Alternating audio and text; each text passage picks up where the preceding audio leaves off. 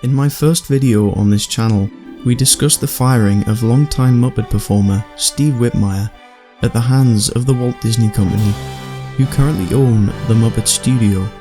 Due to the popularity of that video and its topics, today I'm going to be expanding upon one in particular. This is the long and messy relationship between Disney and the Muppets franchise. In 1989, following the success of shows like The Muppet Show and Fraggle Rock, Jim Henson had reached a point where he no longer wished to be burdened with the responsibilities of running an entire company. He concluded that selling up would allow him to be more hands-on in the actual creative process of his productions, which was the element of his job that he enjoyed the most. On top of this, the Muppets becoming part of a widely known company could boost public recognition of the brand, and therefore its overall popularity.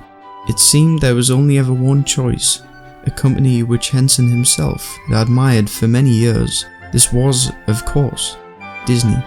I just want to intersect here and say at this point I genuinely didn't know what to refer to Disney as, due to how massive of a thing it's become over the years. So upon doing a quick Google search, you're gonna love this. Disney is an American diversified multinational mass media and entertainment conglomerate. Wow, I think I'll just stick to Disney. Anyway, back to 1989, where discussions began between Henson and then Disney CEO, Michael Eisner. Rumours suggest that the price tag of $150 million was discussed in regards to the acquisition of Henson's company, although Henson himself was adamant that both Sesame Street and its characters would not be part of this deal, and that this property would instead remain in his possession, much to the dismay of Michael Eisner, who attempted to persuade Henson otherwise on multiple occasions. As discussed in my previous video, the following year, in 1990, Jim Henson passed away. Following this shocking news, negotiations between the two companies actually continued, but not for long, as in December of that year neither Disney nor Jim Henson Productions could reach an agreement. This officially ceased the negotiations, and with Henson himself now gone, the future of his company was left hanging in the balance.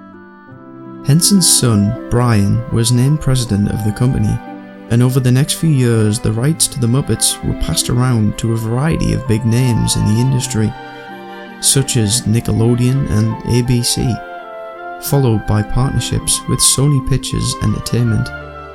Now, this is where it gets confusing. In the year 2000, the Henson family sold the entire company, including the rights to the Sesame Street characters, to a German media company by the name of EMTV. But after experiencing major financial issues, this company sold the rights to the Sesame Street characters to Sesame Workshop. See? Told you it gets complicated. So, to clarify, Sesame Street is now just its own thing, whilst the Muppets are still under the Jim Henson Company. Speaking of which, by 2001, the company as a whole was once more put up for sale.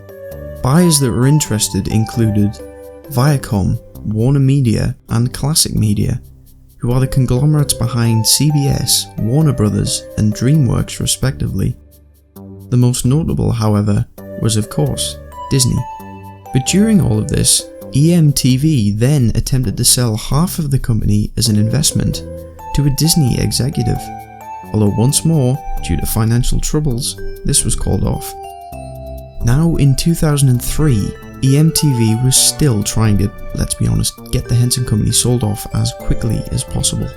They'd almost reached an agreement wherein the company would split between both Sesame Workshop and Classic Media, until at the last minute, the Henson family bought back the company themselves for $84 million. A year later, in 2004, the Muppets were finally bought by Disney from the Henson Company, 15 years after the original proposal, although this was solely the rights to the Muppets property, along with the television show The Bear in the Big Blue House. Disney subsequently formed the Muppets Holding Company, which was soon to be renamed the Muppet Studio. See, it's never as straightforward as you think. And believe it or not, that's a quick summary, as there were so many different name changes, distributors and partners that the company had throughout the years. But the point is, the Muppets are now completely owned by Walt Disney. The name, the songs, the characters, everything. A year later, in 2005, the first major Muppets production after Disney's acquisition of the property was released. This would be the second Muppets TV movie, titled The Muppets Wizard of Oz. The film performed well in terms of viewership, but the response from critics was mostly negative, which isn't great for Disney's first big outing with the Muppets. The brand then went relatively quiet for a further 6 years, until the release of 2011's The Muppets feature film, which provoked a resurgence in the franchise's popularity.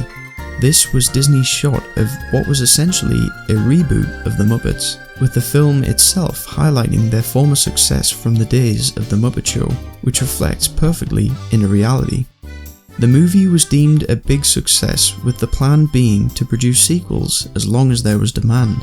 This resulted in 2014's Muppets Most Wanted, which garnered relatively good reviews amongst critics. However, it earned less than half than the previous movie at the box office.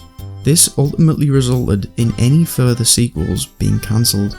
Disney was quick to try a new approach, however, with the ABC TV series the following year, certain aspects of which were thoroughly enjoyable, although the response of the general public once again wasn't great. So, you guessed it, cancelled. Frank Oz, who I'm sure you'll all know as one of the original Muppet performers and best friend to Jim Henson, retired from his role back in 2001, not long before the Disney acquisition. In this 2018 interview, he tries to get across his point that a large corporation like Disney can't recreate the same atmosphere as the original group of performers, who were all good friends. Because Disney really wants to do a good job. They're really doing the very best they can. And two people especially, Kyle and Debbie, really get it. They're terrific in the Muppet Studio. But there are people in the TV and motion picture area. The thing is, what they don't understand is that one can't just write for the Muppets. There are performers who've been with Jim for decades. Yeah. And they're not being part of the process. Right. Those people, Bill Beretta in here, Dave Goles, they are brilliant. They know the soul.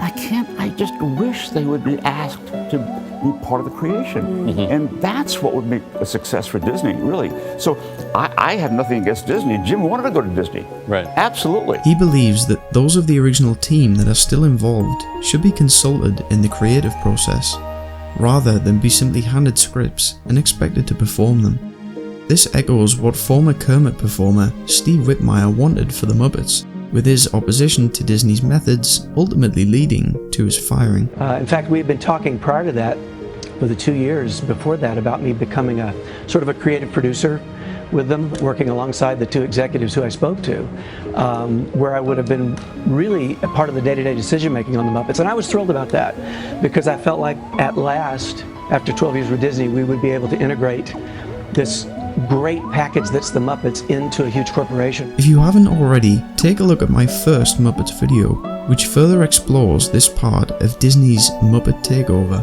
answering the question of what happened to Kermit's voice in the most recent Muppets series? I use the term very loosely, Muppets Now.